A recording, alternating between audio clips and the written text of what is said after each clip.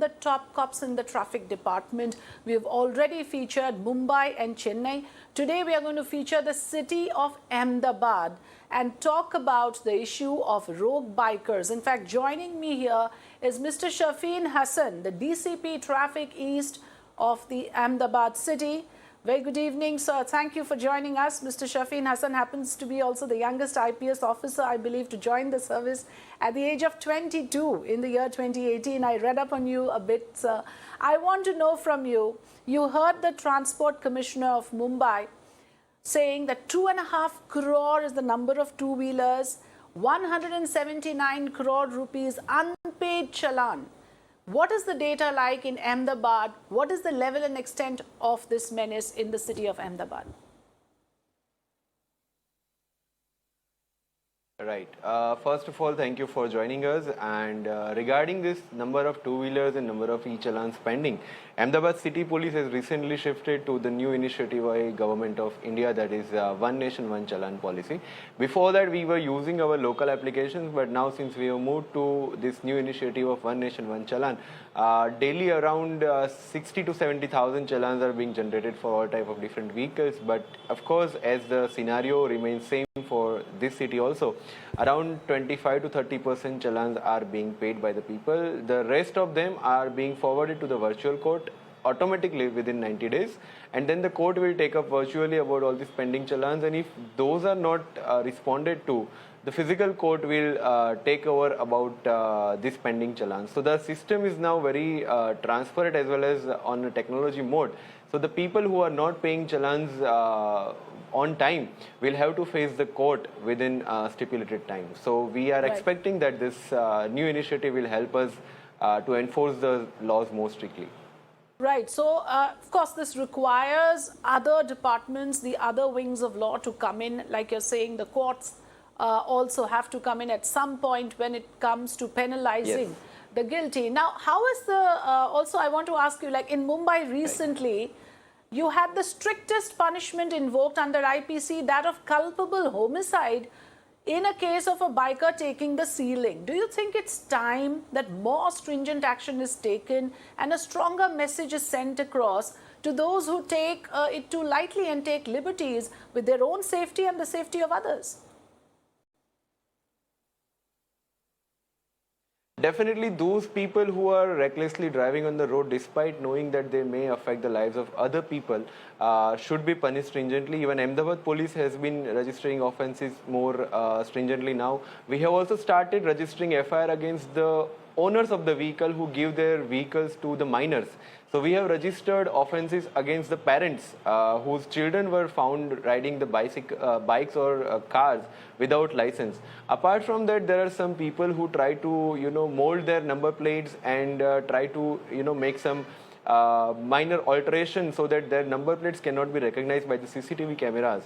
Ahmedabad police has started registering offences under section 420, that is cheating with the government, punishable with 7 years of life, 7 years of imprisonment. So these kind of provisions now are being invoked by city police, and we will continue doing this. Right. That is again important what you said, that there can be FIRs against parents as well for, this kind of violation of law.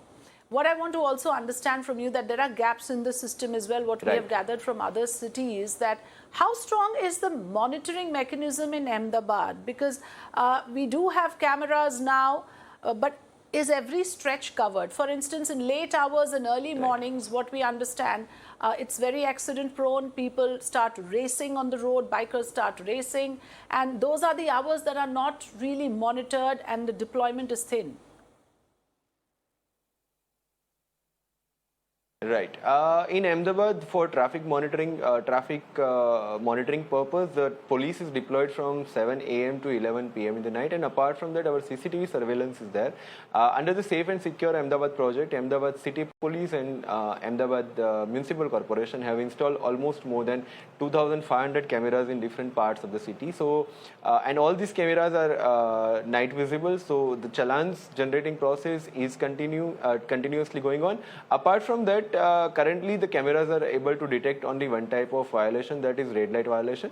But the current tender which is going on, we are going to cover 16 type of offences, which include not wearing helmet, not wearing seat belt, tinted glasses, triple riding, wrong side driving, and many other offences which are covered in the Motor Vehicle Act. All these offences would be detected through camera, and people will be served the challans on their mobiles. As you understand, here is a case of, a country rather, where this is a mode of transport for the common man. Our public transport system is not robust enough. Our traffic congestion is such that people are tempted to take a two-wheeler option. It's not as if we have a separate lane for two-wheelers. So sometimes, just being the devil's advocate, it might, a case might be made that the system is against us.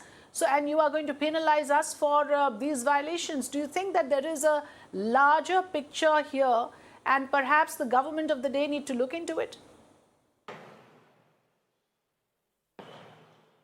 Definitely, you have hit the bullseye. Actually, traffic is a department which needs to be taken care by multiple agencies. Like if we talk about Ahmedabad, there are multiple agencies involved in this particular operation. That is Ahmedabad Municipal Corporation, NHAI, Ahmedabad Traffic Police, BRTS, Metro, AMTS, and everybody. So what we are focusing on, what we are in consultation with AMC focusing on, is to provide end-to-end connectivity through public transport system, where all the routes should be covered either by AMTS or BRTS or Metro, and the non-motorized transport which we rightly mentioned.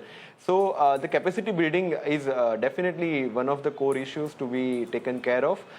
If we are not providing footpaths to the pedestrian, if we are not providing isolated lanes to bicycle riders or other non-motorized transports, then definitely they will going to ask the system about providing the infrastructure to them.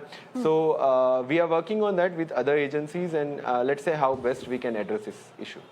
Really appreciate that, Mr. Shafin Hasan. Thank you so much for joining us here. We do wish you good luck with, coordinating with the multiple agencies to make Indian roads safer, to make the roads in Ahmedabad safer. Thanks for joining us.